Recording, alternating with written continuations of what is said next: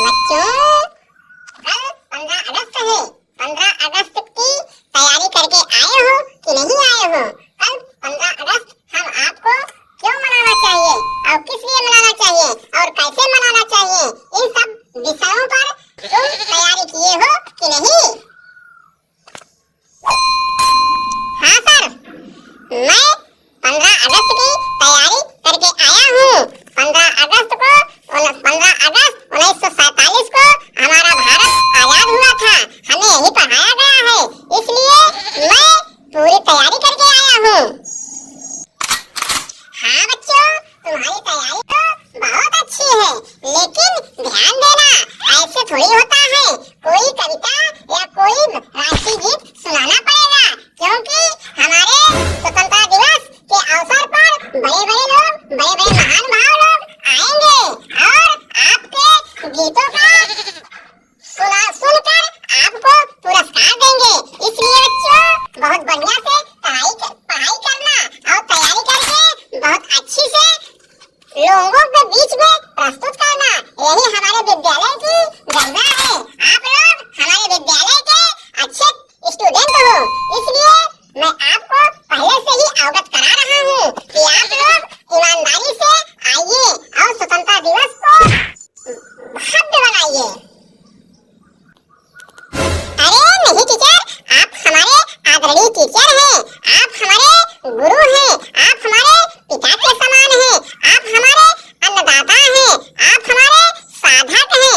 आपके हिसाब से मैं चल रहा हूँ, इसलिए गुरुजी मैं आपके वचनों का पालन करता हूँ।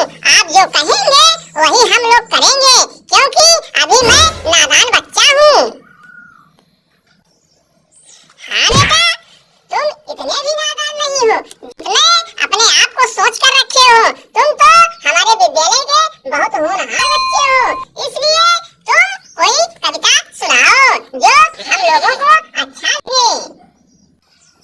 अरे सर, मैं सबसे पहले सुनाऊंगी, क्योंकि लड़कियों को पहले सुनाया अच्छा लगता है, क्योंकि हम लड़की हैं।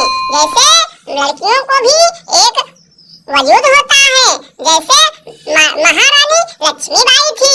महारानी लक्ष्मीबाई ने 1957 में चमक उठी थी। सन 57 में वह तलवार पुरानी थी, बुंदेले हर बोलो के मुँह हमने सुनी कहानी थी।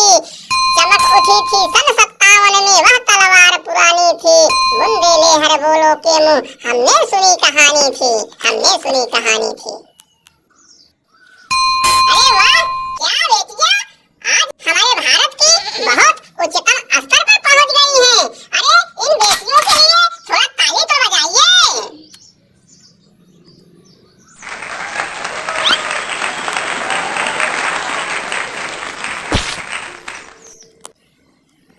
अरे बच्चों, अब दूसरे का नंबर आ गया है और कोई बच्चा है जो बढ़िया से राष्ट्रीय लोकगीत सुनाएगा। वह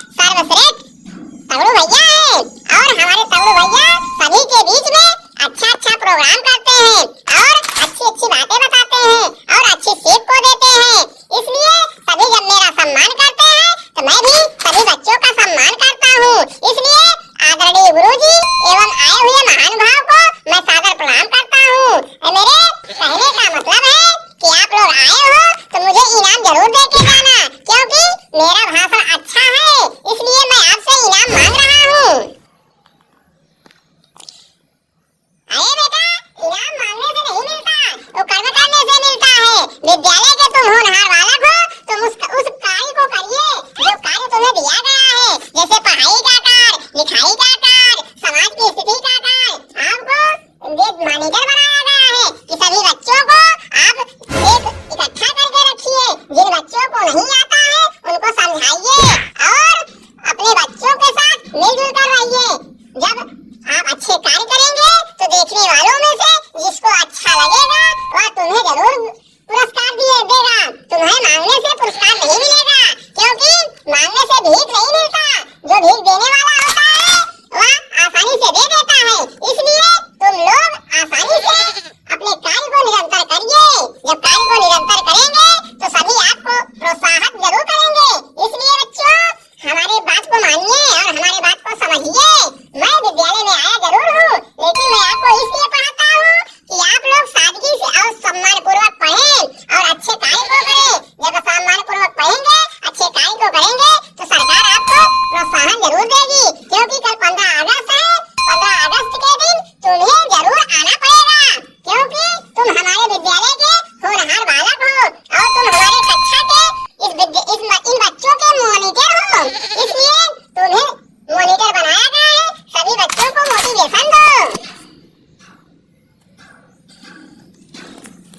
हाँ गुरुजी, हाँ गुरुजी, तगड़ू भैया बहुत अच्छे भैया हैं। इन्होंने हमें बहुत अच्छे से मानते हैं और हमें बहना कहते हैं। और तगड़ू भैया कह रहे हैं कि बहना रक्षाबंधन तो आ गया है, राखी कब बांधोगी मुझे? तो मैं तगड़ू भैया से बोला कि तगड़ू भैया पहले रक्षाबंधन तो आने दीजिए। रक्षाबंधन दिन मैं तुम्हें राखी जरूर बांधूंगा, क्योंकि तुम मेरे बड़े भाई हो। मैं तुम्हारे मार्ग पर चलता हूँ, तुम मुझे अच्छे रास्ते दिखाते हो, इसलिए मैं अच्छे रास्ते पर चल रहा हूँ। क्योंकि हम लड़कियों का सम्मान हमारे भाई ही बचाते हैं, क्योंकि ये सदियों से चला आ रहा है। रक्षाबंधन बहुत अच्छा बंधन होता है। भाई बहन का यह पावन रिश्ता, पावन त्योहार बहुत अच्छा त्योहार है। बहना जब भाई को राखी बांधती है तो भाई भी जन्म जन्म उसे रक्षा करने का आशीर्वाद देता है। कहता है कि जाओ बहना, हमारा आशीर्वाद तुम्हारे ऊपर बना रहे और मैं जब तक जीवित रहूंगा तुम्हारे दामन पर दाग नहीं लगने दूंगा। मैं तुम्हारी सदा सदा रक्षा करूंगा। अरे वाह, ठीक है पिंकी, तुम्हारे भैया तो बहुत अच्छे सोचते हैं। तुम्हारे भैया का सोचना मुझे बहुत अच्छा लगता है, क्योंकि तगड़ू भैया बहुत अच्छा है। और जब इतने अच्छे तगड़ू भैया है तो छोटू भैया भी बहुत अच्छे होंगे, क्योंकि उनका भाई छोटा है। इसलिए छोटू को छोटू भैया कहते हैं। हमारे विद्यालय में छोटू और तगड़ू बहुत अच्छे और संस्कारी बच्चे हैं। मैं इनका सम्मान करता हूँ। शाबाश मेरे बेटा, शाबाश मेरे विद्यार्थियों, शाबाश मेरे बच्चों। मैं तुम्हें यही आशीर्वाद देता हूँ, तुम आगे बढ़ो और अपने देश का नाम रोशन करो और अपने माता पिता का नाम रोशन करो। और माता पिता के साथ साथ अपने गुरुओं का सम्मान करते हुए गुरु का भी सम्मान करो और गुरु का नाम भी रोशन करो। जब तुम्हारे पिता माता और तुम्हारा नाम रोशन होगा तो साथ साथ तुम्हारे देश का, तुम्हारे गांव का, तुम्हारे गुरु का भी सम्मान रोशन होगा। इसलिए अब मैं यही कहूंगा कि बेटा अब अपने अपने विद्यालय में जाइए और भोजन पानी करके अच्छे से पढ़ाई करिए। इसी के साथ हमारा विद्यालय अब बंद होता है। अरे गुरुजी, क्यों विद्यालय बंद कर रहे हो? कोई 1 घंटा ओवर टाइम पढ़ा दीजिए ना सर, क्योंकि कल 15 अगस्त है। हम लोग आपसे जानना चाहते हैं कि आप मुझे 1 घंटा ओवर टाइम जरूर पढ़ाइए